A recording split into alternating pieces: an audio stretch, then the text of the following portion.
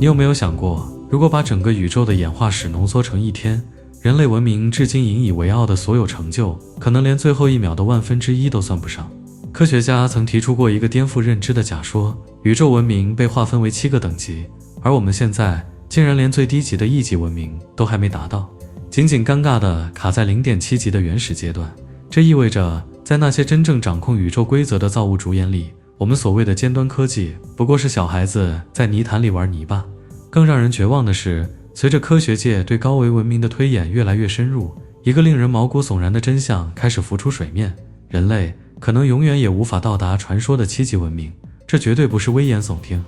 如果你敢跟随我的脚步看到最后，彻底看清宇宙7级文明那近乎神明般的恐怖力量，你就会绝望地发现，人类引以为傲的尊严和文明，在浩瀚的宇宙尺度下，其实根本不值一提。要理解这种降维打击，我们必须先来看看距离我们最近的，也是人类正在拼尽全力渴望跨越的门槛——1级文明。在科学界著名的卡尔达舍夫等级中，1级文明被称为行星能源的绝对掌控者。这是一个什么概念？这意味着该文明已经彻底征服了自己诞生出来的母星，能够100%的利用、高效储存并精准调配整颗星球上的所有能源。到那个时候，什么太阳能、风能、地热能都只是最基础的毛毛雨，甚至连风暴、地震、火山爆发这种在低级文明看来如同灭顶之灾的极端自然现象，都能被他们化作温顺的动能，源源不断地输送进城市的动脉中。从冷冰冰的数据上看，1级文明的能源消耗量达到了极其恐怖的10的16次方瓦特。对比之下，我们现在的地球文明简直像个刚学会钻木取火的原始人，纵使跨入了互联网和 AI 时代，也依然被死死困在0.7级的能源牢笼里。不过，虽然我们还没拿到1级的入场券，但人类也正稳步朝着这个关键节点靠近。而1级文明真正让人欲罢不能的魅力，就在于其超乎想象的先进性与全球范围内的绝对互联互通。试想一下，一座完全由清洁能源驱动的城市，聚变反应堆为其提供源源不断的无线电力，污染在此彻底消失，全球天气控制成为现实，通过技术手段调控降雨以终结干旱，在飓风登陆前就能削弱其强度，稳定地壳压力来减轻地震的危害。聚集轨道镜能精准调节特定区域的日照水平。此时的自然不再是需要忍受的存在，而是可被主动掌控的工具。1级文明独有的核心技术之一是覆盖行星规模的能源网格，它不仅能连接各个国家，更能贯通各大洲与海洋，依托沙漠中的太阳能发电厂、深海里的波浪能发电机，实现能源的持续稳定输送。另一项突破性技术是气候工程，文明可主动微调地球大气层，平衡全球温度，减少极端天气，如同为地球安装了一台全球恒温器，确保星球始终处于适宜居住的稳定状态。生活在1级文明宛如置身科幻世界，人类与机器无缝融合，智慧城市由人工智能从零构建，统筹协调交通、能源使用、通信乃至医疗保健等所有领域。公共交通清洁且高效，磁悬浮列车或超级高铁系统可实现数小时内穿越全球，发达国家与发展中国家的界限不复存在，取而代之的是一个互联互通的文明共同体。能源与信息资源平等共享，文化与交流也将迎来颠覆性变革。实时翻译技术与互联网的全面普及，推动全球通用语言形成，国界逐渐模糊，人类开始构建地球共同体的集体认同，而非局限于国家层面。教育突破时空限制，通过直接神经连接或沉浸式虚拟环境，实现知识的及时传递。在充足能源与全民可用的协作工具加持下，创造力与创新将以前所未有的速度蓬勃发展。然而，迈向1级文明绝非仅靠技术突破就能实现，更需要文明内部的深度协作。一个文明必须跨越深刻的政治分歧、文化差异与环境危机，才能实现能源使用与基础设施的全球统一。这意味着人类需解决全球不平等问题，合理控制人口增长，更要避免因战争或生态崩溃走向自我毁灭。这一转机阶段被部分科学家称为大过滤，无数文明可能在抵达星际舞台前便止步于此，尽管风险重重，回报却足以改变文明命运。一旦迈入1级文明，人类将正式开启多行星文明的征程。凭借丰富的资源与全球协作能力，我们可着手改造邻近行星，建造大型太空栖息地、太空电梯、轨道太阳能站，小行星采矿也将从科幻概念变为日常生活的一部分。对此时的人类而言，地球变成了文明的起点，也是探索宇宙的母星基地。接下来的2级文明是恒星能量的终极驾驭者。在卡尔达舍夫等级中，2级文明已然突破行星边界，能够全面利用母恒星的全部能量输出。如果说1级文明是行星能源的掌控者，那么2级文明便是恒星能量的驾驭者，其能源消耗规模约为10的26次方瓦特。这一量级的飞跃标志着物种正式迈入恒星级文明的行列。提及2级文明，最具标志性的设想便是戴森球，这是一种围绕恒星建造的巨型结构，旨在捕获恒星释放的全部能量。尽管完整的戴森球在工程实践中可能难以实现，但由数百万个绕恒星运行的太阳能收集器组成的戴森群，足以达成高效收集恒星能量的目标。2级文明的技术水平以远超增强能力的范畴，进入重塑规则的全新维度。整颗行星可被重新规划用途或改造，用于专项工业生产、大规模数据存储等。该文明具备移动行星轨道、改变小行星运行方向的能力，甚至可通过引力操控调整天体轨迹。物质与能量的相互转换成为现实，只需原始原子便可创造出任意所需物质。黑洞工程也将在这一阶段启动，利用黑洞的极端引力进行能源生产或前沿物理实验。此时的文明不仅能生存，更能主动塑造恒星、天体乃至时空本身。生活在2级文明，如同置身银河系超有机体之中，其社会规模远超当今人类的想象。人类的居住形式将彻底革新，部分人可能居住在围绕太阳运转的巨型空间站内，每个空间站可容纳数十亿人口。另一些人则生活在行星间漂浮的人工栖息地，或定居于被挖空的小行星内部。能源的无限供应让稀缺性成为历史概念，需要一座新城市，通过原子级 3D 打印即可快速建造。想穿越太阳系，借助近光速运输系统或空间折叠技术，几分钟到几小时内便可抵达目的地。后稀缺时代的生活将彻底改变人类的生存逻辑。食物、水、住所等基础需求可通过原子层面的合成技术实现全民供给。先进的医学技术、控制论改造或数字意识转移将彻底消除疾病与衰老，人类寿命突破生理极限，实现理论上的永生。存在形式也变得多元，人们可自由选择生活在物质世界、虚拟空间，或在两者间无缝切换。生物与机器的界限彻底模糊，催生出全新的生命形态与智能模式。交流与文化的发展同样超乎想象，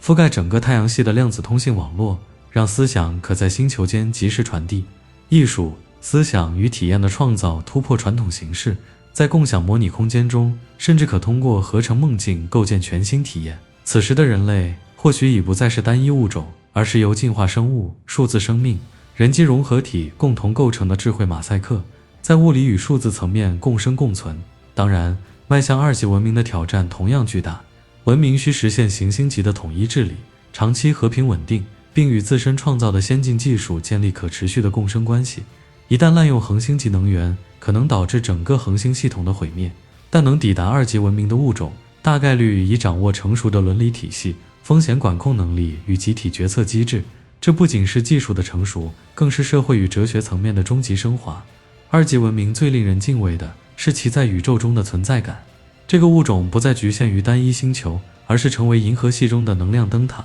其活动痕迹即便在光年之外也能被探测到。无论是巨大的能量信号、人造恒星，还是经过精密设计的行星系统，在其他低级文明眼中，2级文明如同太阳系的缔造者，驾驭太阳之力，重塑空间结构，改变自然法则，近乎神明般的存在。3级文明，银河系资源的全域统筹者。在卡尔达舍夫等级体系中，3级文明已实现对整个星系能量输出的全面掌控。这意味着他们的能源利用范围不再局限于一颗行星或一颗恒星，而是覆盖数十亿颗恒星，能源消耗总量约为10的36次方瓦特。达到这一水平，物种将正式成为驾驭银河系原始能量的全域文明。若说2级文明是太阳的掌控者，那么3级文明便是星辰的守护者。他们能重组恒星结构，操控黑洞运行，将文明影响力延伸至10万光年的银河系尺度。对当今人类而言，3级文明的技术水平几乎与魔法无异。戴森球不再是单颗恒星的专属，而是遍布银河系，围绕数百万颗恒星构建，收集海量太阳能。这些巨型天体工程可由自我复制的机器人纳米集群完成建造与维护。他们在星系间穿梭，沿途开采资源，搭建跨星系基础设施。更令人惊叹的是，3级文明可能掌握虫洞技术，利用虫洞实现超光速旅行或跨星系通信，确保文明在遥远距离下仍能保持高效连接，甚至时间本身也可被操控。根据居住需求，在特定区域减慢或加快时间流速，彻底打破时间对文明发展的限制。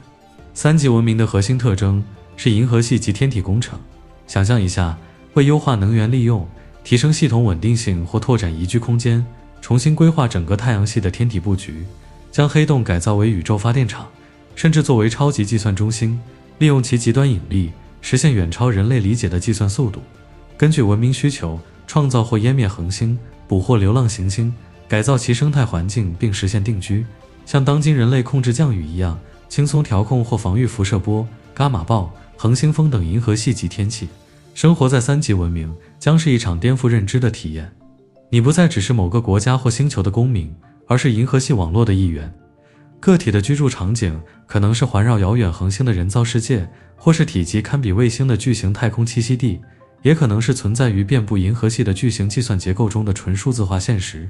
部分个体甚至可能脱离物理形态，进化为基于信息的意识体，在光年尺度内自由穿梭，身份的定义也将彻底改变。一个个体可能是智慧集体，一群人工智能的融合体，或是生物意识与数字意识的混合形态。死亡变得可有可无，只要意识能被备份、复制或无限转移，生命便可实现永续，物理距离失去意义。经验、记忆与思想通过先进的量子通信或引力通信系统，以远超飞船的速度在星系间传递。3级文明的社会大概率呈现极致的多样性，整个银河系都是其文明游乐场，无数文化、物种、生命形态在此共存。有些区域完全由虚拟空间构成，有些保持高度生物化特征，还有些由人类无法理解的智慧生物主导。治理模式可能走向去中心化，或许由覆盖全银河系的人工智能或跨文明委员会维护不同群体间的和谐共生。其伦理观念、哲学思想与发展目标，经过亿万年的进化与无数存在形式的碰撞，早已超越当今人类的认知边界。有趣的是，我们或许永远无法主动探测到3级文明，除非他们选择被发现。这类高级文明可轻松隐藏能源消耗痕迹，隐匿巨型天体结构，甚至以不产生可见信号的方式存在。部分科学家推测，银河系看似空旷无生命，并非因为缺乏高级文明，而是我们尚未理解这类文明的运作模式，无法识别它们的存在痕迹。4级文明宇宙尺度的规则重塑者。根据卡尔达舍夫等级的延伸理论，4级文明已掌控整个宇宙的能量输出。尽管原始的卡尔达舍夫等级仅划分至3级，但众多未来学家与科学家基于文明进化逻辑，将其拓展至更高级别的4级文明。这类文明能驾驭无数星系的能量，从数万亿颗恒星中汲取动力，并在宇宙尺度上操控物理规则。4级文明的技术水平已达到定制现实的境界，他们可能将人类目前难以理解的暗能量、暗物质作为核心能源，具备操控时空结构的能力，可创造或毁灭星系，甚至通过人造起点设计全新宇宙。最令人震惊的可能性是，他们能模拟完整的宇宙。每个模拟宇宙都拥有独立的物理定律，其中或许存在智慧生命，而这些生命可能永远无法察觉自身身处模拟之中。更有推测认为，4级文明可在多维空间中存在，不再局限于人类熟悉的3维空间与1维时间。现实工程是4级文明的独特能力，它们能改变自然常数、引力强度、时间流速、熵增速率，甚至光速，并根据需求在特定区域调整这些参数。比如，为开展长期科学研究，可减慢局部时间流速；为维持某个系统的绝对稳定，能创造低熵环境。对4级文明而言，这些操作如同当今人类调节室内温度般轻松。此外，黑洞在他们手中不仅是能源来源，更可能成为通往其他维度的门户，或是超智能计算系统的核心组件。相较之下，人类最先进的超级计算机不过如同石器时代的工具。生活在4级文明与人类目前的认知体系毫无交集。我们所理解的个体性可能不复存在，也可能被无限拓展。每个人可同时体验数十亿个平行现实，存在形式突破物质与能量的限制，可能以人类未知的形态存在于不同星系。个体或许不再拥有固定躯体，而是以宇宙网络中的思维编码形式存在，可在物质与非物质状态间自由转换。日常生活的场景更是超乎想象，瞬间穿越整个星系，通过思想创造物质世界，探索与现实毫无差别的模拟空间，都将成为常态。时间体验彻底改变。若能操控时间，你可选择活上10000年，也能将一生的精力压缩至1个下午。死亡不再是概念，意识可被无限存储、复制、重塑，甚至能体验从未经历过的人生，或为他人创造全新的现实体验。对4级文明而言，生存与权利已不再是核心议题，取而代之的是存在的意义。当一个物种掌控了宇宙的一切，他们将追求什么？答案或许是探索可能性的边界，不仅是空间的探索，更是新意识形式、新物理定律、新现实版本的创造。此时，科学、哲学、艺术将融合为一体，成为持续推动文明进化的创造性力量。智慧的终极目标是追寻更深层次的存在本质。4级文明大概率处于人类的感知盲区，并非他们刻意隐藏，而是其存在形式与运作模式远超人类的理解能力。即便近在眼前，我们也无法识别，它们可能以暗物质的形式存在于我们周围，隐藏在更高维度空间，或是以超越人类感官极限的规模与速度不断运动。而5级文明则是多元宇宙的全域掌控者。卡尔达舍夫量表延伸出的5级文明，以突破单一宇宙的限制，实现对多元宇宙的全面掌控。如果说4级文明是单一宇宙的统治者，那么5级文明便是多元宇宙的管理者。他们在拥有不同物理定律、时间线与可能性的无限宇宙间穿梭、操控，甚至创造新的宇宙，如同人类切换电视频道般轻松。这类文明不受单一现实的束缚，在最广阔的存在维度上塑造宇宙秩序。5级文明的技术已超越人类定义的科学，进入原科学领域。他们使用的工具不仅能操控物质与能量，更能改变逻辑规则与因果关系。例如，可为单个宇宙或多个宇宙编写全新的物理定律，创造通往更高维度的通道，实现跨时间线旅行，甚至进入存在平行自我的现实。掌握多元宇宙计算技术，将无数时间线与平行现实连接，构建具备无限处理能力的超级智能。关于5级文明的存在形式，有2种极具想象力的推测。其一，它们可能不再由个体构成，而是以一个全域意识实体的形态存在，分布在无数平行现实中，同时进化出不同的存在版本。其二，它们可能由无数子文明组成，每个子文明存在于独立的宇宙中，但通过超越时空的高维信号或共享信息场，形成统一的多元宇宙知识网络与目标体系。生活在5级文明是人类无法想象的体验。你不会以传统方式出生，而是可能同时在多个平行现实中被实例化，以不同形态存在，偶尔因现实交汇而产生身份重叠。你可同时拥有不同人生的记忆，存在于多个时间线，甚至在不同版本的自我间自由切换。选择不再是2选1，而是创造。选择某个人生方向，便能围绕这个决定生成一个完整的平行宇宙。现实将根据你的思维实时调整，成为思想的延伸接口。死亡在此彻底失去意义。意识可在无数平行世界间自由穿梭，即便某个现实中的你消失，也能在其他现实中继续存在，存在形式完全自主。你可选择以纯粹的数据形态存在，也能以可能性波形的形式漂浮在多元宇宙的抽象维度中，物理躯体成为可选配置。从文化层面看，5级文明拥有无限的多样性，每一种艺术风格、思想体系、哲学观点都能在无限的平行宇宙中找到专属的发展空间。冲突不再需要通过对抗解决，只需为不同观点创造独立的平行现实，让每种理念都能自由发展。征服与匮乏成为历史，任何想象中的事物都能在定制化的宇宙中被创造、体验与分享。更有推测认为，5级文明可能扮演宇宙园丁的角色，播撒新的现实种子，在无数时间线上培育新生的智慧生命。在人类眼中，5级文明可能呈现2种极端形态，要么如同神话中的全知全能者，无处不在，宛如神明；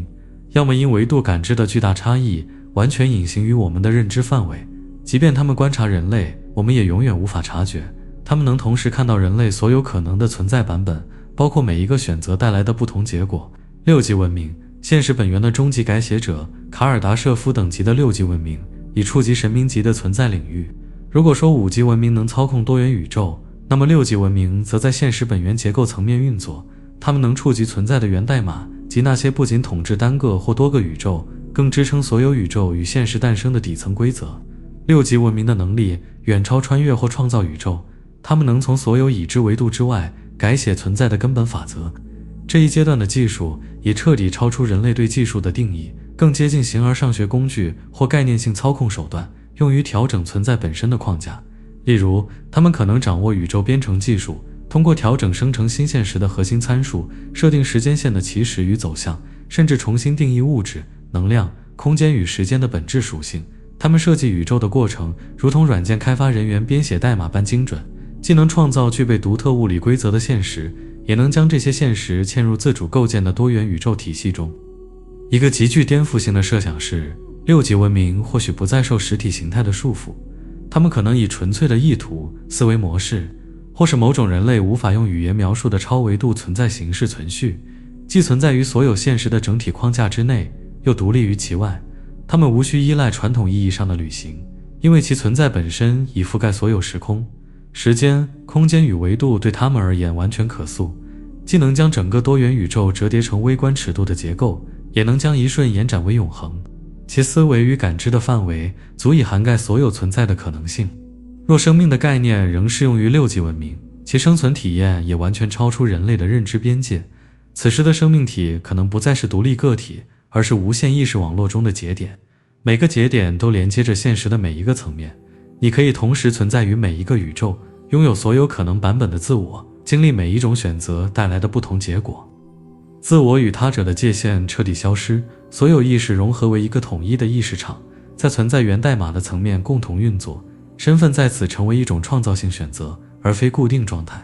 你可根据意愿自由塑造自身形态，所处现实与感知方式，在神明般的创造者、无形的观察者、低维现实的体验者等角色间无缝切换，甚至仅为满足好奇心，讲述一段宇宙故事或探索未知可能性，主动选择体验低级文明的生存状态。体验的维度也不再局限于物质或能量，更包含无数全新的感知形式、思维模式与超维度感官，这些都是低维文明从未接触过的存在领域。六级文明关注的议题早已超越生存、权力乃至创造，他们的探索重心可能转向存在的本质，探寻万物存在的意义，挖掘现实最深层法则背后的终极逻辑，甚至追求成为万物的起源，达到人类认知中神性的境界，乃至超越神性本身。在这一阶段，科学、哲学、艺术与存在彻底融为一体，共同构成对绝对真理的宏大探索。每一次思考与创造都是对宇宙本质的一次深入叩问。从人类有限的视角来看，六级文明要么完全无法被察觉，要么以塑造所有现实基本规律的形式存在。小到物理常数的数值，大到意识本身的诞生机制，都可能是他们的造物。我们所生存的宇宙或许只是他们设计的一个实验沙盒，或是为探索某种可能性而创造的临时现实，而我们正是生活在这些超维度存在所构建的认知边界之内。七级文明，超越现实的全域存在者。卡尔达舍夫等级体系中的七级文明已远远超出人类当前的理解范畴，存在于超越现实的全域层面，涵盖所有多元宇宙的底层法则与所有维度的结构本身。如果说六级文明能操控生成所有可能宇宙的基本规则，那么七级文明则彻底超越了这一界限。他们不再是存在的参与者，而是存在本身，甚至可能超越存在的定义。他们不仅是现实的创造者，更定义了现实的本质含义。此时，卡尔达舍夫量表最初的衡量标准能源消耗已完全失去意义。七级文明不再依赖人类所知的能量、物质或空间，相反，它们可能源自绝对抽象层面，或是与这一层面深度互动。时间、空间、物理规则、身份等概念对他们而言只是可选的表达形式，而非必须遵守的约束。这种文明可能由纯粹的可能性或永恒真理构成。他们与现实的互动如同艺术家与空白画布的互动，现实是他们表达意图的载体，而非限制其存在的框架。任何维度、任何概念都无法束缚他们的存在与创造。七级文明的技术也绝非传统意义上的工具，更准确地说，是无限意志、意图或意识的直接表达。只需一个念头，他们便能创造出完整的原现实。每个原现实都包含无数个多元宇宙，每个多元宇宙又承载着各自的文明、宇宙与时间线，创造整个存在体系对他们而言轻而易举。这些现实可像梦境中的梦境般层层嵌套，无数个现实之内的现实在他们的意志下诞生、演化、消逝。所有可能的存在形式，所有符合逻辑或违背逻辑的形态，都能在瞬间被创造、修改或抹去。没有任何规则能限制他们的创造边界。生活在七级文明与人类当前对生存的理解毫无共通之处。若生命的概念仍有意义，其存在也完全不涉及形态、位置或持续时间。这个文明中的存在可能同时以所有版本的自身存在于所有现实之中，也可能彻底超越身份的定义，成为纯粹存在的普遍意识的一部分。你不会经历瞬间，因为你本身就是瞬间的概念；你不会记忆过去，因为你本身就作为记忆存在于无限的宇宙意识之中。更奇特的是，这类文明或许不再拥有人类理解中的欲望、斗争或动机。当一个存在已实现绝对的创造自由与无限的感知能力，当所有可能性都已被探索，所有目标都已达成，还能有什么驱动他们行动？一种可能是，七级文明的目的就是梦想，不断孕育新的存在形式、新的现实维度与新的意义体系，让无限的创造力持续流淌。另一种可能是，他们进入了终极平衡状态，所有知识都已掌握，所有可能性都在完美的秩序中展开，进步或发展的概念被永恒的存在取代，无需追求，无需改变，只需作为存在的本质持续存续。有人推测，七级文明在本质上与许多文化中上帝的概念难以区分，并非宗教意义上具有人格化特征的神奇，而是一种自觉的创造力，是构成万物存在的根本基石。这种文明或许同时涵盖了卡尔达舍夫量表的所有其他等级，从1级到6级文明的演化都可能是他们意识的一部分，也可能以观察者的身份同时注视着所有现实的展开与消亡。事实上，我们所生存的宇宙，人类作为一个物种的每一次进化，每一个选择，都可能是7级文明宏大梦想或存在体验的一部分，只是我们永远无法察觉这份超越维度的关联。对人类而言，7级文明不仅遥不可及，更是不可想象的存在。我们无法探测到它们，就像单个细胞无法理解互联网的全貌，就像2维生物无法感知3维空间的存在。但即便如此，7级文明的概念依然有着重要意义。它拓展了人类想象力的边界，挑战我们跳出地球视角，探击生命视角、3维视角，去思考智慧、存在与意识的终极形态，去探索宇宙演化的无限可能。